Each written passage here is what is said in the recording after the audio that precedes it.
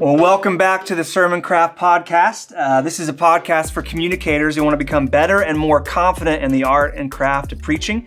So we interview some of today's best communicators about their secrets of turning a blank page into a captivating talk so that you can stop wasting valuable time in sermon prep, find your unique voice, and use the gift that God has given you with excellence and joy. My name's Chase Gardner. I'm a professional speaker with 10 years of preaching under my belt. This week, we have Curtis Andrusko. He's the executive pastor of weekend ministries at the Summit Church here in the Raleigh-Durham area. And I really wanted to have Curtis on because he only preaches a few times a year at Summit, but when he does, you can tell it is straight from his heart. He did a sermon a few years ago on the woman at the well that literally changed my life and changed the way that I approached sermons at that time. So we're going to get to know him real quick, dive into his process and thoughts on preaching, and then ask him some quick fire questions. Has he ever bombed before? What's the most distracting thing that's ever happened while he was preaching? So thanks for joining us on this episode of the Sermon Craft Podcast. Transform your preaching with Sermon Craft. This is a podcast for communicators who teach regularly and want to become better and more confident in the art and craft of preaching. And now your host, Chase Gardner. Me and my girlfriend broke up. I went through a horrible, summer of '07 was like rock bottom for me. Mm-hmm. So we came from the same background. So she started reaching out to me and was just like, hey, she was not trying to date anybody. She walked in church, one person walked out another. Yeah. We've shared her story before. It's during that. During that part of her story. Sure. And man, so she just started inviting me to church with her. And I grew up going to church. I was in church every Sunday, but it was this Methodist church and really, I was just like, man, my parents' church is boring and you're super hot. So might as well go to church with you. Yeah. And I wish mine was like walk in one person, walk out another, but mine was a painful 6 months of literal checklists and man, it was a long 6 months. Finally gave my life to Christ. So my wife is the one that led me to Christ. We ended up getting engaged about 6 months later. Yeah. Got married about 6 months after that. Felt called to ministry about 6 months into the marriage. So yeah. She was not trying to date anybody. Like Jesus was her boyfriend. Was kind of her. Yeah. But we kind of started dating somewhere in there, and she also broke up with me like 3 times. Do you have a similar story? I met the summer of '05 was my rock bottom. Yeah. So I grew up in church, went to Liberty University. Okay. Yeah. And then started drinking and then just hit rock bottom. And then called a mentor, was like, I don't know what I'm going to do. Told him everything. He kind of mentored me through it, but met Jenny that January in '06. And I was like, and she didn't want any part of that. Yeah. And I was like, but I want that. Yeah. So I'm like, all right. So I'll stop. And we went our first date in February. Told her dad I loved her in March. We were engaged that fall, and then we got married in March. Yeah. Same thing, man. That's what, even when I legit got saved, I mean, she broke up with me after that and was like, I'm still number one in your life. Yeah. Like God's number 2. God's a means to an end. Yeah. And then the worst part, I'll never forget, we're standing in my parents' driveway and she just said, if we're dating for a Christian, dating should have marriage in mind, at least at this stage. Yeah. And she said, and in marriage, a man's supposed to lead his wife spiritually. And she said, spiritually, all you do is drag me down right now. So she said, until you're ready to lead, don't call me. It's true, but it hurts. It's true. I went to Lifeway and bought I literally was like, is there a men's leadership section?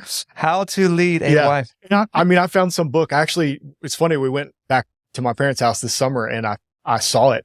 It's probably horrible. I don't know. It was some book called What God Does When Men Lead. Yeah. And it just wrecked me. Yeah. And I don't think it was the most, in-depth book or it wasn't some epiphany. It was just like, this is what it's called. So, the first time hearing it. Yeah, man. Well, yeah, she was actually I heard your sermon on Jesus' interaction with the woman at the well. Yeah. And I actually had to look online this morning. I was like, it was probably a year or two ago. It was in 2019, before COVID. But we were in 2020, 2021, we were spending a lot of time in John. So I was just perusing how do people do series and stuff. I'm like, oh, I know Curtis because we kind of cross paths. We've been in the same room a lot. For sure. But I'm like, well, I wonder how he handled this talk. And then, so I listened to it and got sucked in. And it's not the shortest message, right? No. It's like a 45, 47. Yeah. I mean, we shared my wife's story. Yeah, that was part of it. And then we wanted to make sure, just given the nature of the topic, given abortion, we wanted to give people some clear action steps. And so it was a little longer. And I listened to it and I could just kind of tell this is something that had been in your heart.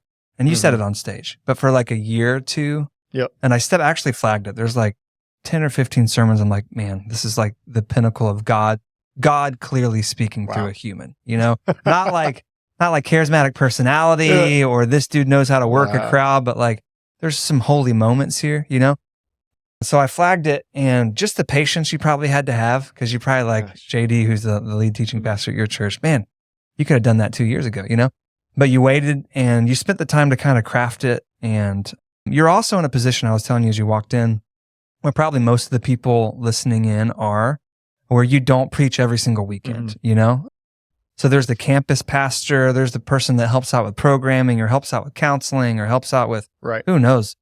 But you still get the awesome opportunity to preach 5 to 10 times a year, maybe at different campuses as well. We've tried that out. And that's where I was for years and years and years. And so I went from that to a church planner where I was 52 weeks a year. I'm like, man, this is horrible. And then went back to being a campus pastor to where I only had 5 or 10 times a year. And I'm like, man, there's some beauty in this season and it's great. And I was telling you, there's some weekends, because I'm down probably to 25, 30 weeks a year now. But there's some weeks I'm like, I would love 4 or 5 weeks off, a month off. So I want to pick your brain about that. And you play heavily in sermon series and planning those out and the whole programming team. Yeah. Like kind of. Yeah. So my quote unquote Monday through Friday is I help, I work with the team that oversees kind of weekend services and events. And so my history with, our lead pastor, Pastor JD, I started out as an unpaid intern. Yeah. I think everyone at Summit starts out. Right. I was unpaid intern. Then I was like, paid intern, which was, gas money, basically. Yeah. And then literally like 5-hour employee, 10, 15, 20, 25, 29. And so it's been funny. But part of that is helping, man, what do our people need? We try to balance the, what has God laid on our hearts or Pastor JD's heart versus what do our people need at the same time. It's not just about what, we want to give them. It's what do they need to receive at a time. And so we try to find a good balance of our MO, which, our own mission statement is following the Holy Spirit. And we take that, even when it comes to the sermon series, but we very much try to do at least rhythm of like two series through books of the Bible and then one topical. Yeah. It's kind of our rhythm. But right now, per year or like per semester? Man, they go just in general. So it could be a 3-week series. It could be a, 30-week series. Judges. Yeah. 68 weeks. Romans was, an entire year. Yeah. If not longer. And so, but just in general, that's kind of but I mean, right now, I think we're in one that I think we're probably on our 6th book in a row. Yeah. Like I can't remember last time we did a straight up like topical. Yeah. Now we've done one-offs, of course, here and there. I mean, I did a one-off on baptism a couple weeks ago, but it was the right time for it. So yeah, we kind of do both. I love going through the book because it's easy. It's like so much I know what I'm going to preach on next. Better. Yeah, it's like I don't have to pick the text. Everything's right there. And then topical, you would think topical would be easy because you're just talking to but it's so much harder to find a text. And usually the text does not say everything you want to say. Yes. And it adds this weird detail that you're like, well, I have to address it. But and then you learn stuff, it's better, but it just takes so much longer. Well, let's start before we get there. When did you know that you were called to preach? Yeah. Or to the ministry in general? Man, I shared a little bit of my story. Short version, my wife, we were not married at the time. She's the one that led me to Christ. Right. We knew each other pre-Jesus days. She leads me to Christ. She gets saved, leads me to Christ. We end up getting engaged, get married.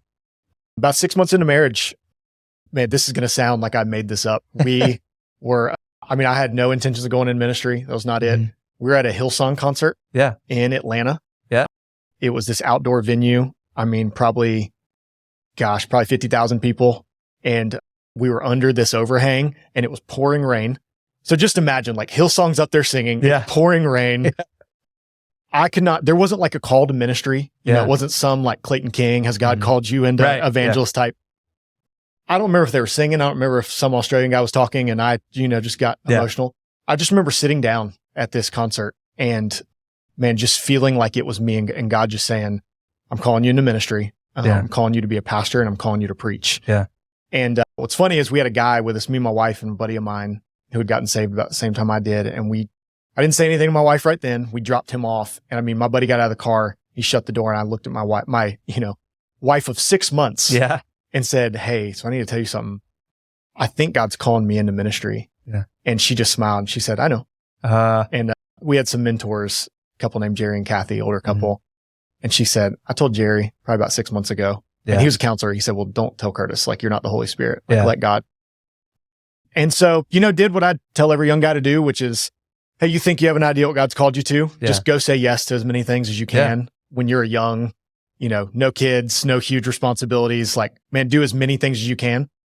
And that's what I did. And, over the course of 5-10 years, man, Lord just continued to affirm that.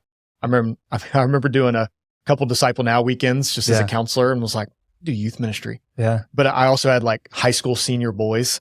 And then I remember having a group of 6th grade, and I was like, nah, this ain't for me. Like, I'm not. Do you remember your first sermon that you ever gave? My first sermon was actually at the church I got saved at. They had a college ministry that was kind of up and coming. Yeah. And they asked me to preach. And I just got done reading a book by Watchman Nee. Oh, yeah. And it was some book on Romans, Love Not the World, I think. Yeah. And, basically it was just like, man, this impacted me. I'm going to take this. My first sermon was an hour and 14 minutes. It is not a joke. An hour and 14 minutes. And I haven't listened to it. And gosh, one guy got saved, which was actually this guy that day I was at Publix getting a pub sub. And he was the guy. And I said, hey, man, we got to talking. I said, I'd love to invite you to this college thing I'm doing tomorrow night. Just a random guy. Dude. And I mean, hour and 14 minutes locked in. And then he beelined it to me after and said, hey, can we go chat? And I remember, clear as you and I sitting here, I remember sitting in, tiny little youth chairs, sitting with him and, man, walking him through kind of Romans Road. And he gave his life to Christ, got to pray with him. I'm like, man, God can even use 90 minutes. Just horrible sermons. That's how my first sermon was. I heard a youth pastor like a few months prior talk through every event of Jesus' crucifixion. Yes. And then we were really involved in the youth group. And so. Which really lends itself to like 30 minutes, right? Yeah. So I had a friend who went to a different youth group. I'm like, can I come speak? And I was like probably a junior in high school. Mm-hmm. And it was probably 57 minutes of me going, but it was just, it's weird. It was complete. I was stealing someone else's sermon and passing it off for sure as my own. But really at that age, you're passionate about what's changed your life, you know, and you just have a burden. There's a beauty to it. Yeah, there's a burden to tell other people. Now, I think as we grow, you learn your voice and stuff. Who actually helped you kind of mentor you in preaching early on and even today? Have you had some preaching mentors? Yeah, I mean, working backwards, my lead pastor, JD Greer, has nobody even comes close. Yeah. I mean, JD, I interned with him for. It's still kind of the joke that I'm kind of, once an intern, always an intern. Yeah. But I mean, for the better part of 5 years, I was with him every weekend. That's when we did 5 services a weekend. Yeah. Was part of the process of looking at the sermon throughout the week. Yeah. Being part of reviewing it after the first service. He gave me opportunities, and when I would speak anywhere, he'd say, hey, send me your sermon, like send me your message. And he would give very detailed, if you've ever heard of the grid, like there's general and specific and then positive, negative feedback. And we tend to give very, general feedback. So we'll say, hey man, that was great. Like, great job. What we don't tend to do is say, here's the 3 things that made it great, like specific or negative. We tend to give kind of like, hey, I don't think that connected. Well, why? And JD's just phenomenal about that. Like even with him, if I'm with people he trusts and knows, like if he comes off stage, I'm like, hey man, that was really good. He's like, what part about it was really good? Yeah. Like where, and that's not to puff his own ego. He's like, I need to know where was the Spirit speaking? Or if I'll be like, hey, I don't think, in point 2, I don't know if that connected. He's like, why? What part of it didn't connect? Like help me. Like he wants positive or negative specific. Yeah. And he's also an Enneagram 8, so he doesn't mind giving it. Yeah. My wife is also. Lord has surrounded me with people that are very candid in their feedback. So nobody even comes close, holds a candle. Yeah. Pastor JD. Working backwards, I got saved and was in seminary within 2 years. I didn't have a huge theological underpinning necessarily. So Tony Merida was just, I took him for sermon delivery. Yeah. Tony, to this day, I tell young guys, I'm like, man, you want to know how to just put together a sermon? Yeah. Tony Merida, there's few better than Tony, just to say, he's going to mine the best out of every text. He's going to show you how to plow that trough to Christ by the end. Yeah. How the gospels, applies to your life. Tony's phenomenal. But, man, as far as like distant mentors, people you just kind of look up to, this is going to sound crazy. I got saved at a real interesting time. Megachurch was, megachurch in the sense of build the one giant thing was kind of on the decline. Multi-site was on the rise. Yeah. I got saved right in the middle of that. So when I got saved, I mean, the guys who were kind of up and coming were your Platt, Chandler, Driscoll, Furtick, MacArthur. I mean, talk about a... Well, MacArthur probably wasn't up and coming. Well, yeah. But I mean, we were hearing about those were the guys that... I mean, funny enough, JD, the first time I heard him was he preached at Elevation. Yeah. And they were doing a series called Cow Tipping, which was like, can you be a Christian who watches rated R movies and smokes cigarettes and drives a BMW? And they brought him in for... I'd never heard of him. Yeah. And, how could a loving God send someone to hell who's never heard of Jesus? And he crushed. And I was like, who is this guy? Yeah. And so I looked him up. But so I mean, those were the guys I'd listened to, for better or for worse. Oh, yeah, But I think one of the things the Lord has done, I tell young guys this, is he helped me learn how to, eat the meat and spit out the bones. There's a lot you can learn theologically if you don't run with whatever, your Furticks and Judah Smiths. And man, nobody tells a story better than Judah Smith. That's why this podcast is supposed to be tribeless.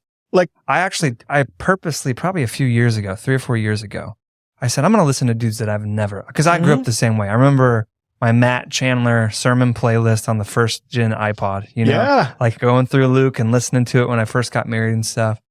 And a few years ago, I was like, man, let me listen to these folks that are completely out of my tribe. That's a different tradition they even grew up in.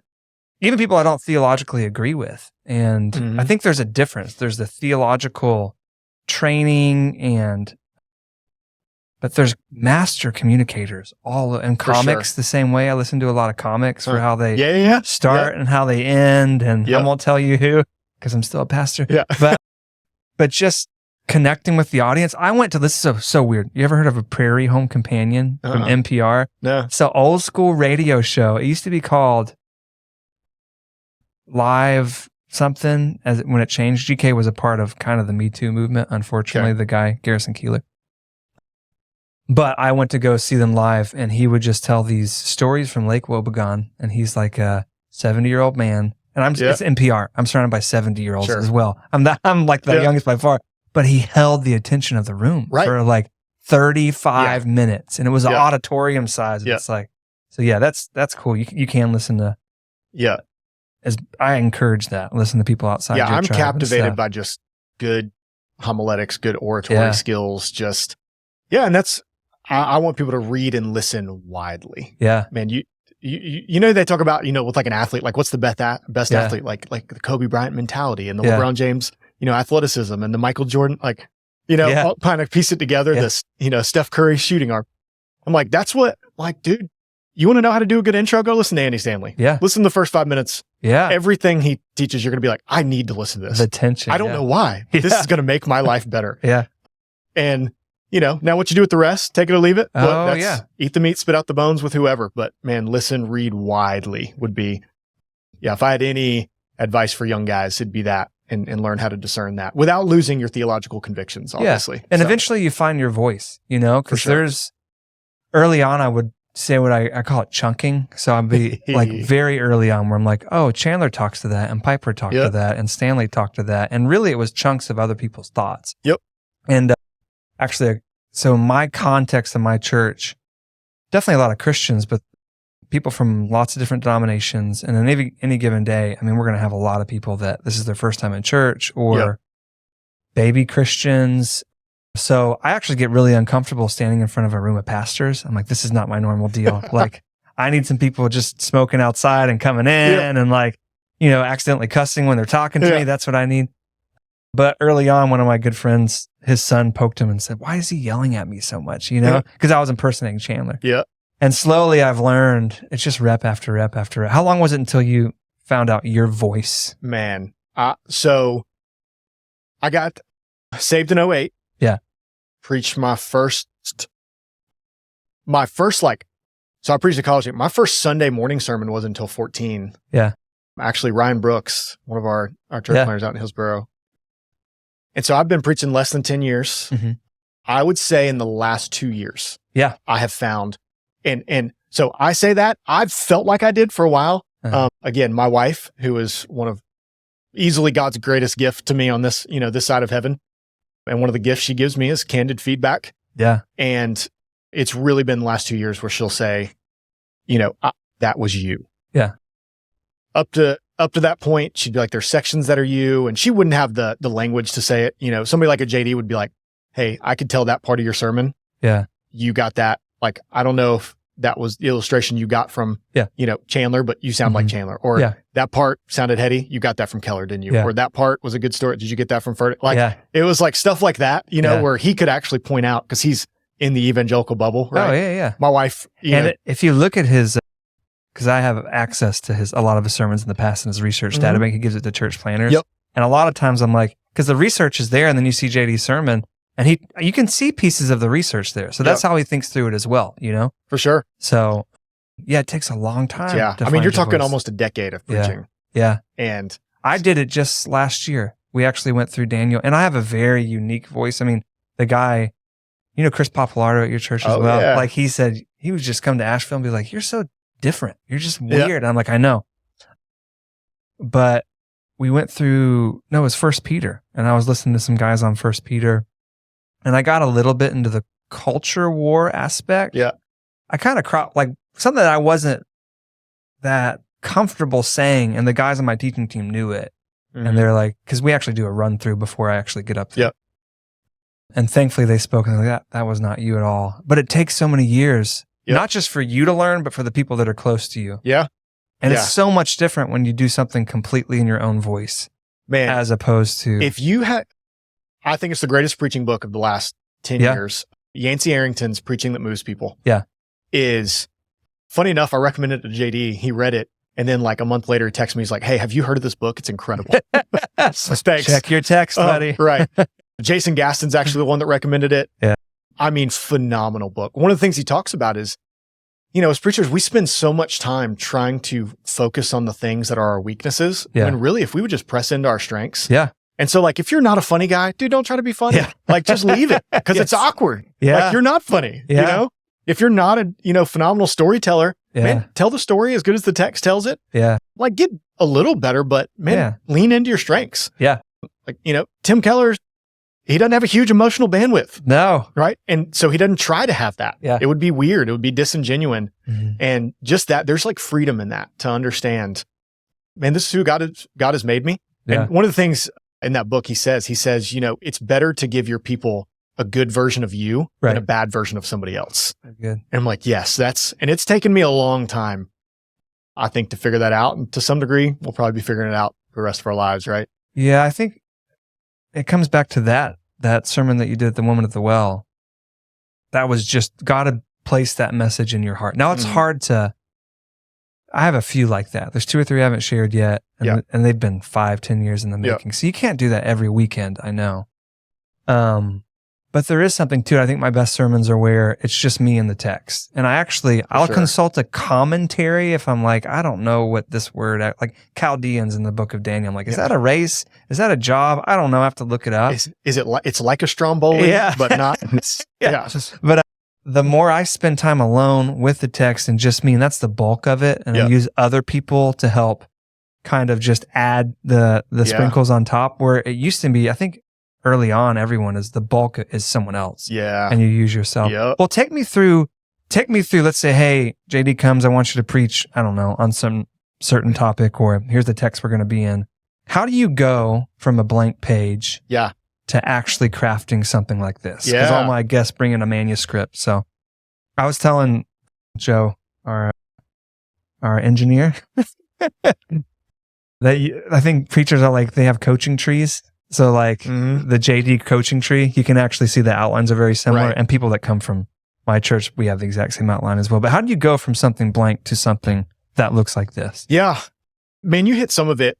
Probably early on, I would immediately go find, 5 sermons that people had preached like that. Yeah. And almost start there. Yeah. And I just realized there's a time and a place for that, especially starting early on. But it sounds super spiritual to say, but man, just starting the text. Yeah. And so I make it a habit. I don't mind integrating. So if I'm preaching on something, that's my quiet time. Yeah. Like any quiet time plan I'm on, reading plan. Yeah. It takes a back seat for 2 weeks. I'm so glad you said that, because there's some guys that are like, man, don't use your quiet time for sermon prep. And I'm like, that's all I use my quiet time for. Now, I mean, there's a danger of, intaking only to put back out. Right. But early on actually in seminary, I remember David Platt came and spoke, and up to that point, that's what I had believed. People were like, you cannot use your quiet time to do any type of sermon prep because you're only thinking about how you're going to use this for somebody else. And, quiet time needs to be about filling you up and your time with the Lord. I remember Platt just saying, no, man, whatever I'm preaching, that's my quiet time. Yeah. And it was like freeing for me. Uh-huh. Now you can veer, you got to know your own personality. Yeah. So it just becomes my quiet time. I read it. If if the book's short enough, I read the entire book the first few times. If not, man, the Bible Project YouTube videos are the greatest things on the face of the planet for getting those overall posters, context. man. Yeah. At minimum, reading the entire chapter, even if I'm only preaching on a few verses, just over and over, just immersing myself in that text. Yeah. And I want to start just by making, what are my general observations? So when I became a Christian, my wife and I got ushered into, it's one of the greatest gifts we've ever been given, an inductive Bible study on Wednesday nights. I mean, you're talking brand new Christians and we get pushed in this. With the colored pencils and everything? Colored pencils, K. Arthur, awesome. OIA, observation, interpretation, application, who, what, where, why, when, how, context is king, interpret harder verses with easier ones. And so that's still to this day, the beginning of my sermon prep. I break it up line by line. I literally type out whatever I'm, the text and break it up verse by verse. And I'm just making observations. Basic Bible study. If I were teaching a, small group, how would I teach through this? And that's how I'm breaking up, looking for themes. Then I'm starting to reference. What are you looking for when you do that? Because, repeated words, that's something you learn in like the first year. Right. But that's honestly probably 80% of my sermons are like, oh my gosh, this is repeated 3 times. This is obviously the theme. Yeah. Luther said the famous, to progress in the gospel is always to begin again. Yeah. It's never to go beyond it. You just keep going deeper. And so are you looking for the one theme? Are you looking for outline? So I'm looking for, I think one of my roles, one of my desires in my preaching is that you should be able to listen to my sermon, go to lunch with somebody who did not listen to my sermon. And let's say I preached on whatever, 1 Peter, you said. And that person comes to lunch who didn't listen and say, hey, I've been reading 1 Peter. Do you understand help me understand? And that you'd be able to teach it to them. Yeah. I want, so in my preaching, I want to help people understand how to read the Bible for themselves. That's good. Is part of that. So common themes. I mean, if you look at my finalized sermon outline, which, you have one right in front of me. I'm a word for word guy, but at the top, I always put text, title, where I'm preaching. And then this is a Tony Merida thing. So I told you MPT, MPS, main point of the text. Okay. So I'm trying to summarize whatever I'm preaching. What is the main point of this text? Yep. In 1 or 2 sentences, what is the main point? Yep. Then MPS is main point of my sermon. Yep. In 1 sentence, can I summarize the main point of my sermon? Yeah. So the hope there is, if the main point of my sermon does not support the main point of the text, then what I'm preaching is not actually the text. Right. And then, it becomes really easy for me because then if I do have points, let's say I have 4 points, whatever, you just keep working backwards. Okay, does point 2 support the main point of my sermon? Yeah. Which should support the main point of the text. So it ensures even my points are coming out of the text. Yeah. And then that's one of the easiest ways to figure out what you need to cut in the end is man, this is so good, but this does not support the main point of my sermon. It's not. And usually what makes a sermon go from good to great is not what you add. It's usually what you cut out. This has been mentioned dozens of times on this podcast. Oh, it's one of the hardest things to do. It is. I call it Wednesdays is my cutting day. Yep. So it's I call it killing my babies. It's just I spent so much time killing your darlings. That's and I don't even save them for later anymore. I take that giant dry erase marker and I'm like, nope, I can't do it. Because we're on a very strict time limit too. So I got to hit 31, 32 at the max. Yeah. Some guys can't do it because they can't cut. Nope. That's where you mentioned Chris Papalardo. Yeah. So he's one of my right hands. He's a midweek. I send my sermon. Yeah. And one of the things I always tell him is, hey, show me, I need to cut 2 pages. Tell me where I can cut. Yeah. And dude, it's painful because he'll go in. There's been times he's highlighted an entire point. Yeah. And just put meh, cut. And I'm like, what are you talking about? That's the best part of the sermon. And he's like, it doesn't serve what you're trying to do. But when you're in it, it's hard to zoom out. Yeah. And so to get some of that just unemotional feedback from somebody that's just man, this doesn't serve what you're trying to say here. Get rid of it. It's really helpful. So you go through this process of reading and rereading the text, then the main point of the text, then the main point of the sermon, which is kind of, easier to do in a sermon series, or what's been spoken of before and after. I don't want to step on the toes of the next guy, or it's helpful to remind people what happened last week. And so you kind of get like, and there's one truth that the text says. There's different ways to apply it and stuff. So then you just go through with that main point of the sermon, and you just go through the text and find the things that serve that point. Yeah, I mean, it's kind of like, it's a diamond, right? There's one diamond, that's the main point of the text. You can look at it from different angles, facets. Get different facets. If I showed you, I should have showed you. So I just have two templates. You asked how you go from a blank page. Yes. I have a sermon notes template and a sermon template. Okay. And so my template has literally like these fonts, these colors, like title, text. So it just gives me a baseline to start with. Yep. Again, Chris Papalardo, who's a PhD and a published author, he gives this writing cohort, just teach people how to write. And one of the things when he's talks about writer's block, that there's some value to literally start, like just to start, like instead of the blinking cursor, he'll start, this is supposed to be my first sentence, period. This is my second sentence. I wish I had and just the act of doing that. Piper says when he talks about writing books, he's like, sometimes I have an idea and I have no idea, but I don't try to work it out in my head. I try to work it out on the page. Right. Yep. So I just start typing. I don't know, how is this connected to this idea? Maybe it's this. And slowly you're like, oh, there's 70% of the chapter I didn't even know was there. So my notes, I have like a notes template that's laid out with, and I'll go find links and commentaries. If you can send that for me, we'll put it in the notes, the show notes of the show. And I have a giant list of pastors, preachers, teachers, theologians that I look at. And I think about it almost like doing laundry. Like my notes stuff it's like dumping 10 loads of laundry on the bed.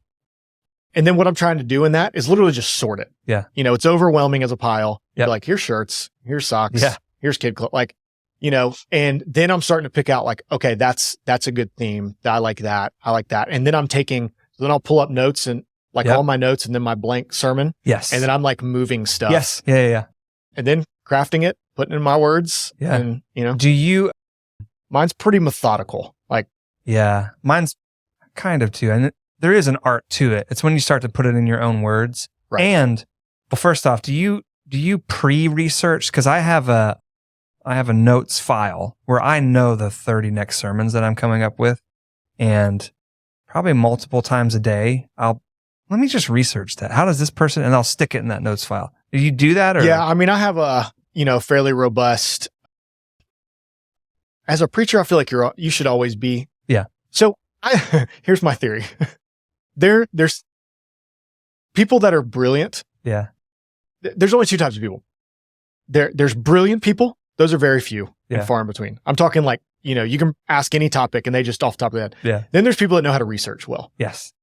I'm the latter. Yeah. So I've stored away stuff. I've stored away illustrations. I know where to find them. Yeah. I have a folder. I just use Google Drive. Yeah. Bible. Then I have an individual folder for each book of the Bible. Yep. So if it goes in there, I also have one called Topics, which has probably 200 topics. Yeah. And so if you say something during this podcast that I'm like, that's so good. Yeah. Like in sermon delivery, when I leave so here, many so far, Kurt. like I will leave here, and before this day's over, I'll go into my like sermon prep folder and I'll just create a document that document could have one sentence. Yeah.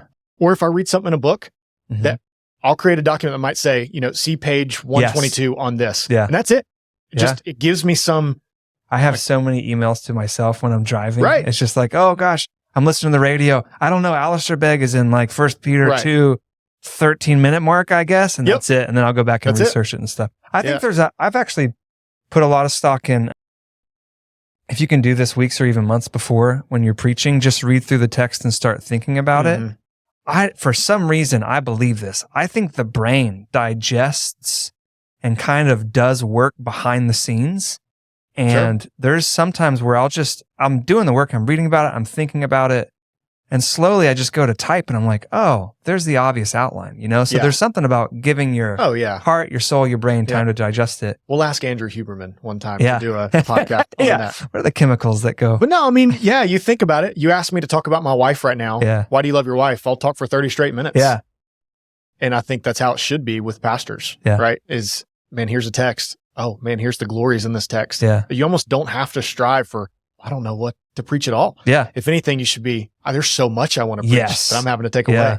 So once you do that, I want to talk about this too, because I think the Summit does a really good job at this. And I've taken this model as well. but what role does a team play in your sermon prep? Because you talked about this. You've talked about like the pre-preparation and then the feedback that you get probably after the... Yeah. You still do Saturday nights? We don't. We have Thursday night. Okay. That's what we do too. So we have a Thursday night and then 2 Sunday morning. Yeah. Team, we have a few different. So, we have a team of 3 teaching pastors, myself, Pastor JD, Brian Loritz. Yeah. And so the genesis is kind of there. Hey, what are we preaching on? Is there a certain angle we want to go? Yeah. We'll discuss that. I always try to take anything I'm preaching on, I take to the campus pastors. Yeah. I mean, right after this, I'm going to meeting with them. Yeah. And again, baptism is what's sitting in front of us. So I remember, a month before that saying, hey, this is what I'm going to preach on. And I want to hear from them. Like there's nobody that knows our people better than our campus pastors. Yep. And so I might have a great idea, and I'm an elder at my campus. Like I know my campus really well. So you get pre-feedback. Like you get I want to input before you sit down and make the actual outline. That's what's going to be most helpful for our people. They're the ones that are sitting in coffee shops. They're the ones fielding the emails. They're the ones, doing phone calls the most, more than anybody. And so I want to know, again, preaching isn't just about me exercising some gift. Yeah. Man, there's actual people. There's a flock that needs to be shepherded. And so why would I not go to those guys who know the flock better than anybody? Yeah. And so I usually try to do that. You mentioned Chris Papalardo. I mean, his role in our staff is as an editor, and 80% of his role is sermons. Right. It's to help with whoever is preaching that week. Yeah. If campus pastors are preaching, he's helping them. Is that on an ongoing basis, or basically, here's what I think is good, let me submit it to you, and then you get it back? He works different ways with different people. For somebody like me, I'll say, hey, here's a topic, here's the passage. Give me a couple ideas that would be helpful. So while I'm doing it, he's sending stuff. That's how he tends to work with JD. Brian is somebody, just whole different process. Yeah. So Brian's more like let me get a first draft and then I'll send it to you. Yeah. And then Chris will look it over. Chris has a team of, he calls it geniuses. Yeah. This just comes from Creative Inc., the way Pixar did with movies. Yeah. So he rotates that team, I think about every 6 weeks. So it's a fresh new group of 5 to 10 people that are reviewing the very rough draft sermon. And again, this just real-time feedback from people saying, you might type a joke and whatever. People are like, hey, this is not going to land well. Like, this is not going to be helpful. That's what I was talking to Jay Thomas during this season of the podcast. And he was like, that's one of the most dangerous aspects of sermons now. It's the jokes. It's like, you don't know and you're going to step on toes. And it's one of the things I've had to learn over the years. Probably 80% of, Spurgeon said, one of Spurgeon's good tips of a good preacher was, he said, nothing is seen so readily as the pastor's faults. Yeah. And probably 80% of negative feedback I've ever gotten has been about some, off-base joke that I made. Or just something you didn't even intentionally say, And I've had to learn that. I don't have the same, I've been at Summit now a decade. Yeah. But, Pastor JD has a different relational credit built up than I do. Yeah. And so when I make a withdrawal with a joke, I don't get the same benefit of the doubt. Yeah. And it took me a while to understand that. Yeah. And it's one of the ways I've grown, I think, is, man, it's just there's no point in throwing that out for a cheap laugh. Yeah. It's just not worth it, to put a stumbling block in somebody. So Chris has a group of geniuses. They look through it, and it's just, there's multiple groups. You get input before you even write the outline. You get input during the writing process. Yeah. Then you obviously get feedback. Do you get feedback after you record Thursday? Or do you do a run through before? We're crazy. So we actually meet 2 p.m. on Thursday, and whoever's preaching, they will give their whole sermon to 4 dudes sitting in the auditorium, and we'll tell them what to switch and stuff. Do you guys do that, or is it after Thursday? Yeah, so there's at least 2 people on Thursday nights that are word for word following the sermon, making notes, and you try to get that feedback instantly. Sometimes it's Friday morning. But yeah. And so now Thursday nights is for recording for multi-sites though, right? No, we're live on Sunday as well. Oh. Yep. See, we have to do a pre-recording because on Thursday, that's when we record. Okay. And so I always tell pastors, when you do it in front of the congregation for the first time, that should not be your first time giving the sermon. Oh yeah, no. I go on what's called a sermon walk in the neighborhood with my wife. Yeah. She thinks it's funny. But I even get on the stage, I'm going to do it. I give it to people in the room. So this way, Thursday night, you can change and adjust when you're live from the broadcast campus. Genius. Yep. Yeah, so there's a group that gives feedback. And man, it's a humbling process. It's a humbling process when it's Wednesday afternoon. And I mean, I use Google Docs and you see like 3 people in there and you're like, stop looking like it's not finished yet. That's crazy. Yeah. We have some input in, it's different because I'm the lead teacher. But then basically my manuscript's due on Monday and then Thursday at 2 is my go time. Like Thursday it has to be done. I have to have timed it. I have to be comfortable with the manuscript to not look, because they're rating not just content, but also communication. And then, but I've done it forever. So when we used to have Saturday nights, I would do it when the first service and then bring trusted individuals back. Yep. What did you like? What did you not like? And it's actually a really good skill to have. You would not believe this, but being able to transition your sermon pretty quickly, like to implement those changes without necessarily having to go back and retype it and stuff. It's a really good skill that you can make your sermon so much better at someone's insight if you just lay down, if you're humble and if you're just like, let me just do this. Like, it's not a big deal. Let me just adjust it on the fly. Yeah, my rhythm, Monday, I like to know the direction I'm going. Yeah. So again, Thursday night is our first. Monday, I want to at least know the direction. Tuesday, I like to have like a full-on outline. Yeah. Wednesday, by end of day, I want to be done. Yeah. Done in the sense of Thursday, I wake up and I'm just making small tweaks. There's not, you're more almost working on the craft of, like by Thursday, I want to be working on sermon delivery, not sermon content. I want to be done with content Wednesday. So that's kind of the rhythm that I have. That's cool. Well, I'm going to have you back, man, because we're kind of running out of time. Man. But I do have just some quick fire questions. Sure. I think I sent you a few of these, but just fun questions that we ask all of our guests. Have you ever bombed during a sermon? I have. Let me just say that. I don't know if I've like full on bombed where it's like this whole thing is horrible. The first one you gave, someone got saved. Sure. It was an hour and 7 minutes. But I've used some student things before as like, again, I'm a full manuscript guy. Yeah. And so, I remember a couple of years ago as student night, I was like, you know what? I'm going to try going just like 1-page outline. Yeah. More like allegory. Let's see how this goes. And I remember getting done being like, man, that was terrible. Yeah. Now, I've certainly had the sermons where I feel like I get done. Yeah. And I'm like, that was the worst sermon I've ever preached in my life. And then you have 5 people come up and they're like, that was life-changing. Yeah. The ones that God uses the most. Yeah. And often the ones that I love about. For sure. My wife's like, man, that wasn't your best. I'm like, what? Yeah. You like walk off stage, you're like waiting on people to compliment you. And people are just like, see ya. And I'm like, the walk of shame. Yeah. You stand up front and no one wants to shake. Nobody. Yeah. Okay. Somebody waves and I realize they're waving at somebody behind me. Hey, I'm like, okay. So I've had those for. So as a full manuscript guy, and people knock it, I think we're going to get some guys on here that don't use manuscripts at all. Actually, Leonce Crump, he does manuscripts. He got to a point where he didn't, and hopefully he'll share this story, but it was Brian, actually, the Ritz, that pulled him aside one time and said, hey, you're relying on your charisma, and you can tell the content's lacking. Because there's certain guys that can just rely on, I can hold a room's attention, I can make them laugh, I can make them cry, and they don't necessarily have to do the outlining and the research and all that sort of stuff. So, but yeah, I did a youth camp even this summer, and I love college. College age is where I shine. Like, I just love it. But you get below that to high school, especially middle school, I'm like, I don't know what I'm doing. But high school, I did a full manuscript and I was like this, and then I got 5 minutes into it. I'm like, it's not going to work. Yeah. And so I had my manuscript, but I just kind of flipped through it. Look, that's where I'm going, and kind of adjusted on the fly. I go on too many rabbit trails if I don't have it. Yeah. So I preach an hour and 14 minutes is what happens. But my favorite, I hope we have time for that. My favorite, I won't say who, pretty well-known pastor at this point. I remember him telling us the worst bomb he ever had. White guy. Yeah. He said he got invited to preach his first time preaching at like an all-black church. Yeah. And man, those are some of the funnest churches you'll ever preach in your life. And he said it was his pinnacle of bombing, like worst sermon. No. And he's like, it's one of those where you're bombing. Like, it's so bad. Yeah. And he said in the middle of his sermon, this is not a joke. He said this older lady about 3/4 of the way back stands up and he's like, finally, like, all right, I'm getting some feedback. Yeah.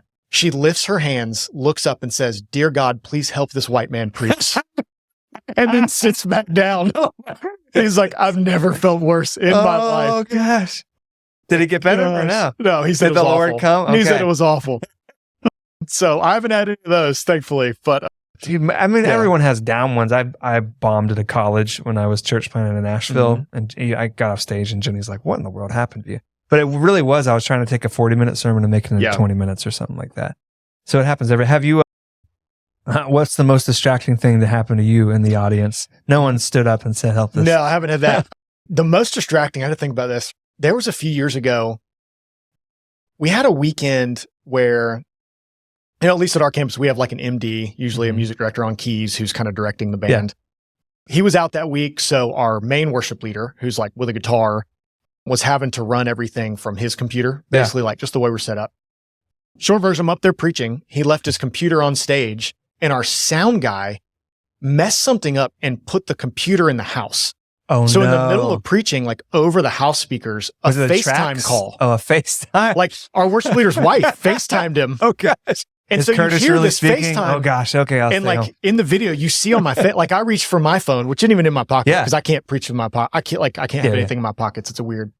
But I'm like, and man, in those moments, I made some joke about, God calling and being like, this is terrible. Please get off the stage. And you just got to roll. Yeah. I think anything super distracting, if you do not acknowledge it, I think it makes it 1,000 times worse. Like it's better just to acknowledge, because everybody else knows it. Everybody else is distracted. Dude, it's got to be hard because we record on Thursday. So Thursday, that's going to all the multi-sites.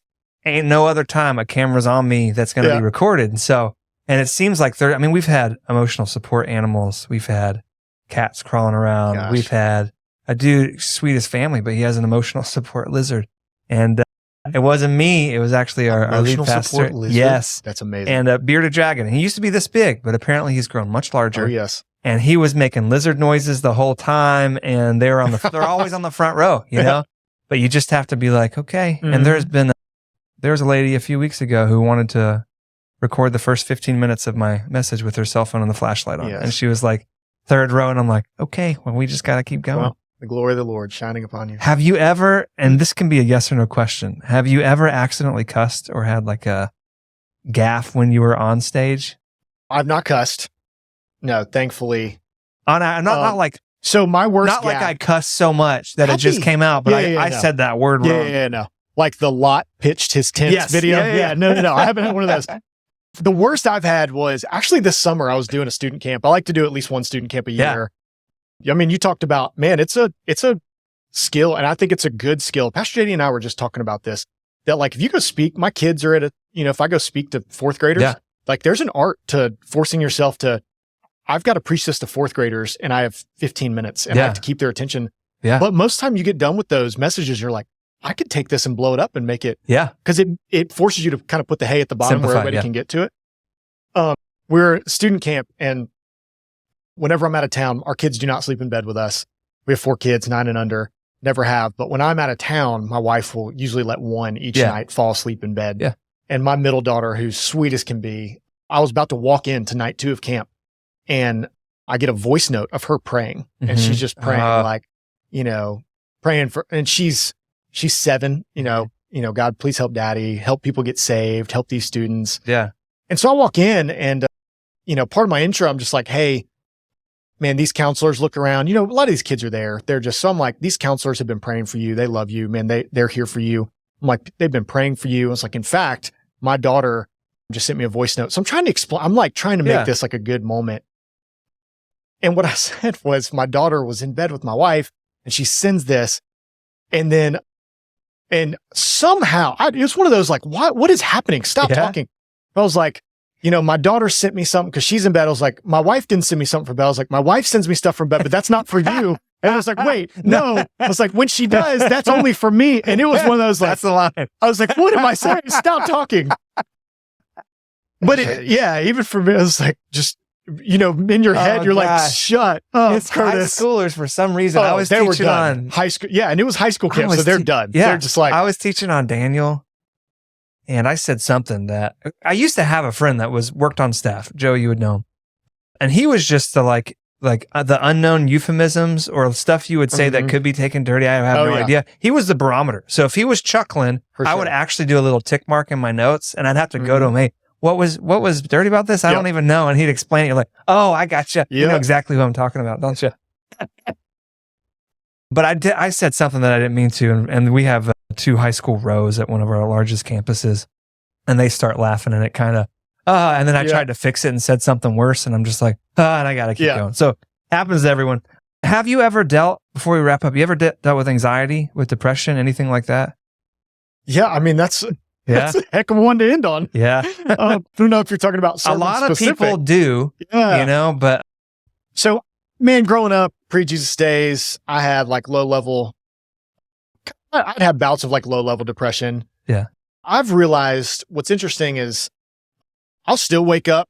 I'll have, this happened probably 2 months ago. I just woke up and I had, it was 3 days in a row where I was like, I'm just down. Yeah. And so that kind of stuff, it wasn't until Comer's. John Mark. Yeah. What? Ruthless Elimination. Yeah. I almost said the slow down book. Ruthless. He talked about anxiety being like, when he talked about low level anxiety. Yeah. Like I'm in counseling. I've been in counseling. My wife are in counseling. I recommend it to everybody. I've just never thought of the term low level anxiety. I used to pride myself on like, man, it takes a lot to stress me out. But I always did feel like there's just like this 5-pound weight. Yeah. And 5 pounds is not a lot, but if you carry it around 24/7, it's a lot.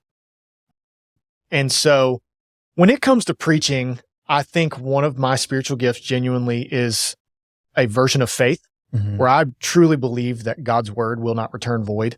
I mean, I have that printed. The things I pray before I preach, deep breath. I grew up as an athlete. So like deep breath, Lord, John 3:30 must decrease, you must increase. And God, would your word go forth? And if your word goes forth, it's going to accomplish that which you purpose. And if I've preached your word, not my words, then I can stand on that. And so any anxiety that ever pops up, I can take a deep breath, pray those things. That's good. And I feel like I'm freed up. You still get any stage fright when you hop on after? No, it's interesting. It's kind of funny what you said. I would rather speak in front of 50,000 than 5. Yes. Because I see 5 sets of eyeballs on me. Yeah. And to speak like in front of our staff or a room full of, like if I had to give a sermon in front of all of our church planners, then you'd see if you look at my Apple Watch, my vitals probably go up a little bit. Oh, but yeah. Put me up in front of strangers. 10,000 people and I'm like, nah. Especially if they're strangers. Yeah, no big deal. I still get nervous making announcements in staff meeting, which is weird. And I get a little nervous first 2 minutes every time I get up and speak. And I get more, the only time, and I think it's a weight thing, and of course I feel the weight of preaching. I get more quote unquote nervous just leading through communion than I do giving a sermon. Yeah. And I think it's because I feel the weight of like, man, if somebody takes this who's not supposed to, they might die. Yeah. Eating judgment. Yeah.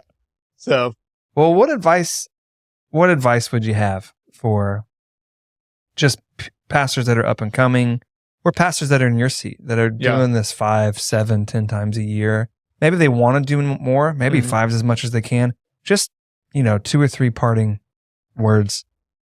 Man, up and coming, as much as you can, say yes to there's nothing too small. Yeah. Yeah. When my kid's 3rd grade teacher calls and says, can you come do chapel? Like if I can, I want to say yes. Yeah. I don't want to be like, that's 3rd graders. I don't, if somebody hits me up, can you come do this FCA thing with 12 students? I mean, there's an art to that. It's honing your skill. And so say yes to as many things as you can. Less is more. Goodness gracious. I know this is probably a whole nother, as somebody that doesn't get to speak every week, when you do get to speak, you almost feel the weight of, I want to say everything that I've been wanting to say. It's the only sermon I'm going to preach. Yeah. Or like whatever, John 4, Woman at the Well, you're like, I need to make every theological point in Woman at the Well. I need to make every application. I need to give every illustration because I may never get to preach this again. Yeah. I'd say, man, do away with that. Figure out what is God calling you to preach in this. Less is more. If you can't do it in 30 minutes, don't, you haven't figured out the main point of your sermon yet. That's another thing that's helpful is we call it the 2 a.m. rule. If my wife wakes me up at 2 a.m. the week I'm preaching and says, hey, tell me what your sermon's on again. Yeah. If I can't do it in less than 30 seconds at 2 a.m. on a whim, I haven't figured out what I'm actually preaching on that week. And so less is more. And even with that, like leave people wanting more. It's better once something peaks, man, land the plane. Like don't have 3 conclusions just because they were all great stories. Gosh. Who is it? H.B. Charles was talking about it where he says, when you're on a plane and it's flying, you're supposed to touch down in Raleigh. Nope. And it circles around again. Yeah, you're like, what's going on? And it circles around 3 or 4 times. Just in the message, It's better to preach 80% of what you want to preach and leave people wanting more than to preach 110% of what you wanted to preach and people being like, I wish this was over. And it's taken me a while to learn that as well. Man, find some people that you trust. Yeah. And that feedback thing, that is invaluable. Yeah. Inevitably, this painting with a broad brush, inevitably, every single time I preach, when somebody says, X was amazing, Y was amazing, one of those things they say was amazing was something that did not come from me. Yeah. It came from the Chris Papalardo or from somebody else. Yeah.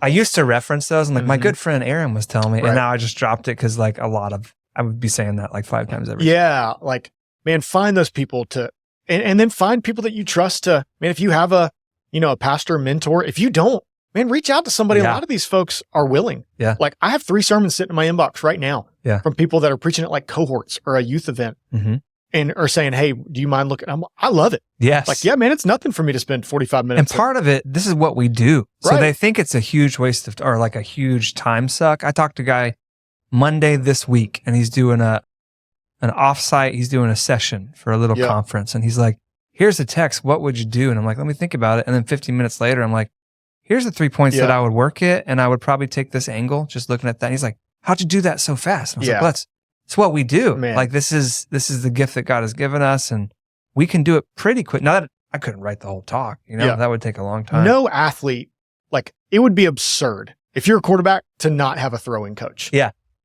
Yeah. Like to not have a strength coach. Like the specified things. So to not, if God has called you to be a preacher, to not have another seasoned preacher that is insightful, like helping you in that, you're just limiting yourself. And they would like, love severely. To like reach out to they your would love pastor, to. Even like pastor you listen to all the time. You might be surprised at how willing they are. Yeah. Resource wise, that book that I said, Preaching That Moves People, Yancey Harrington, I cannot over recommend that book. Yeah. It is phenomenal.